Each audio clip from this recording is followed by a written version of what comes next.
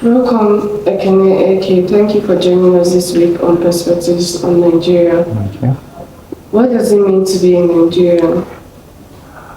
Well, for me, being a Nigerian is more than being a person from Nigeria. It is being a person who encompasses Nigeria's incredible range of cultural and traditional heritages. Someone who is kind and generous, because Nigerians are actually some of the nicest people you would ever meet. They really do know how to come together when they have a goal they want to accomplish, and I love that about this country. I love that about Nigerians. To me, being a Nigerian means being someone who is determined to work with others, even people who might not even be from your own, shall I say, tribe, your own family, but working with them nonetheless to achieve a goal that you want to achieve, because being a Nigerian means being determined.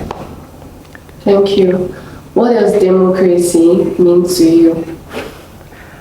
Well, democracy is a government where the decision of who's in power is given to the people. So it's a government, by the people, and the individuals in power get there by being voted in. They get there by sharing their ideas and their visions with everyone, with the masses, everyone in the country, and then those individuals then decide who they want as their leader. So to me, democracy is a government of the people, definitely.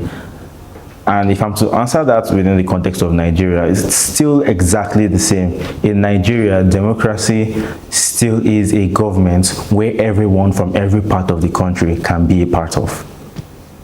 All right, thank you very much. What's a general misconception about Nigeria? General misconception. Okay, one general misconception, to pick one, about Nigerians would be that Nigerians are corrupt. Our country is known internationally for being quite the hub of corruption, but if you meet your everyday Nigerian, you would find that actually couldn't be further from the truth. How do you see Nigeria's future as a young person? Nigeria's future is one that would have to be industrial. I mean, most countries have seen as many as 2, 3, or even 4 industrial revolutions. Nigeria hasn't had that opportunity yet. So I believe that Nigeria's future, because in our country, there are many of us, I think about 200 million of us.